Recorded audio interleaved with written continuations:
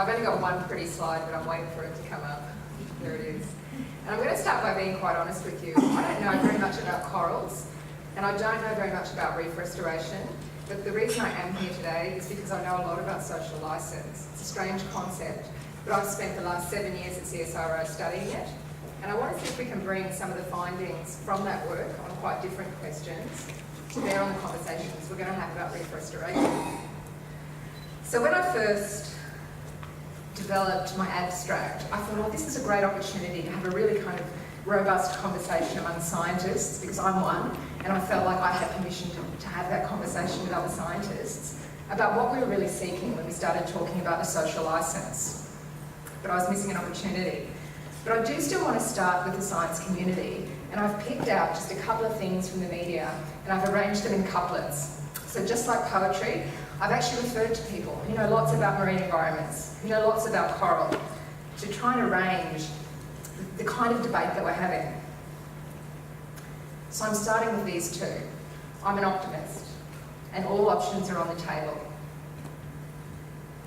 Now these two. Corals have value, and therefore reef restoration will be a valuable process.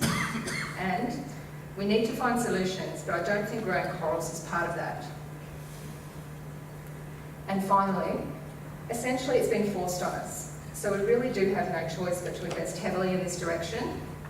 And what we're facing now is the terrible realisation that by not doing anything, we're risking the reef as much as if we intervene. Now I've chosen that not because we've talked this morning about the reef being a contested space, but because when I look at those different positions, what I see is a science community grappling with choice. How do we make a decision in this space? It's really tough. And sometimes we're incredibly optimistic about what's possible, and sometimes we're sort of feeling quite despairing. But it's actually that middle road that's going to be the hardest. How do we make a decision? How do we choose an option?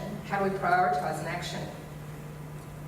And it's not just going to be the science community that's part of that conversation. So why do we talk about social licence in this space? And initially, I couldn't quite make sense of it, and I can talk about social licence underwater and for 10 weeks at a time. It's a topic that I love a lot. But one thing that we've learned from talking about social licence is that community voices are louder, they're more impactful than ever before. Views and expectations, in particular about the way we use, manage and sometimes develop natural resources, have real influence on the decisions that get made. Now historically, and I say historically as in the last 20 years, we've seen the language of social licence used in quite corporate settings, and they've been in extractive settings. So most of my work has been with the mining industry. So we've seen social licence in mining, in oil and gas, in forestry. We've also seen it in the marine environment. It's not unusual to see it in the marine environment, but mostly we've seen it move across there to talk about the extraction of marine resources. Where I think the most interesting shift is now we're talking about social licence, not just for extraction and economic value. We're also talking about, social licence for conservation purposes. And so a phrase that I heard this morning that really stuck in my mind was from Gavin, talking about the tangible and intangible values. And I think at the same time we're talking about both instrumental and intrinsic value. And we need to be quite explicit about what we're talking about. We can talk about all of those things and they can be quite different things, but social licence demands that we start to be clear about what we are talking about, because I think it's a phrase that can be used easily, it can be used opportunistically, it can be used to advance an agenda. And so that's why we have spent quite a bit of time on this topic in the CSIRO. And what I'm going to show you now is a model of social licence to operate. So the big game-changing science that we did in this space was measuring and modelling social licence to operate. Now that is a model of social licence to operate, but I want to be honest, it's a model of the social licence to operate of the mining industry. So we make this model by surveying citizens. Now over several years we've got a range of these models. We've surveyed over 50,000 citizens around the world in various languages. And then we do some pretty, when I say we, I don't mean me, I mean some colleagues, do some fairly sophisticated structural equation modelling to try and find out, for us in our case, what was driving acceptance of mining or not. And so I'm not going to talk in detail to all the beta weights. Please tackle me outside later if you want to find that out. But these are all statistically significant relationships. So we started on the right-hand side saying, well, what is it that drives acceptance or not?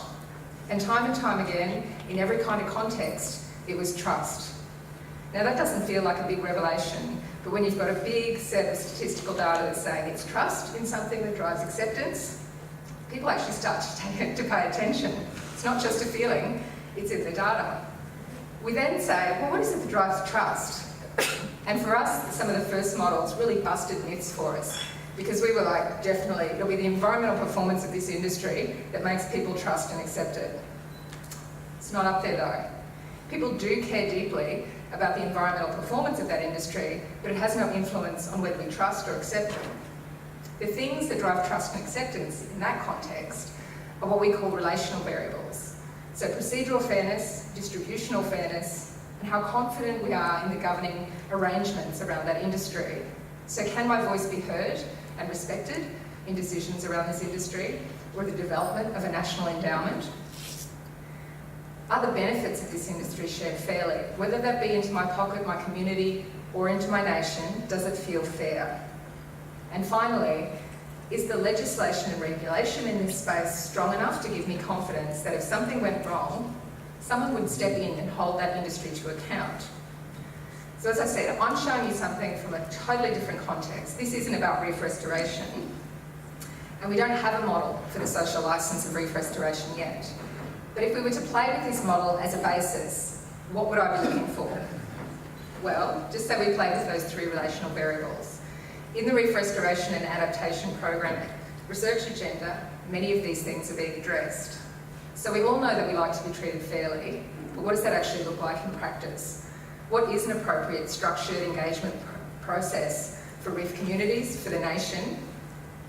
And what would inclusive deliberation in decision-making look like in this space? If we're thinking about distributional fairness, that can be about benefits, but it might also be about the risks. So if we make some of these decisions, how will the risks be shared? Whether they're economic risks, environmental risks, or social risks. And you'll hear people talk about that. And finally, there is a whole program of work on regulation in this space. And there will be, I think, a huge session on Wednesday morning about this. So there's a lot of work already going into some of these spaces potentially. But what I would say is if we're talking about reef restoration, it's trust in who to do what. And I don't think that yet has been sort of solidified in everybody's mind. And that's the lovely thing about social licence. It's a slippery little thing. You can use it in every which way that you like. But when you're starting to model something, you're looking to kind of measure something quite specific. So I'm going to finish on this slide. And I wanted to ask the question, well, what's the opportunity for talking about a social licence in a place like this? Because it's language that I suspect some of you will find offensive. You'll say, why are we talking about this kind of corporate language when we're talking about the management of the Great Barrier Reef? It's inappropriate. Actually, I would say it opens up a very neat conversation about collective responsibility, something that we've heard a lot about already this morning, but across the entire chain of reef restoration activities. So as I said, I wanted to come here today and just talk about scientists and what if we were asked for permission to do our work. But in actual fact, it isn't just about the research, it's also about the development, it's also potentially about deployment, and it's also about the way we will manage reef restoration activities over the longer term. And so, in philosophy, we usually say that responsibility is the problem of many hands. In this case, the opportunity is that there are many hands, and that we do have to talk about it. But what are the criteria that we're going to use for making those decisions? I mean, I don't know. I've put a few up there.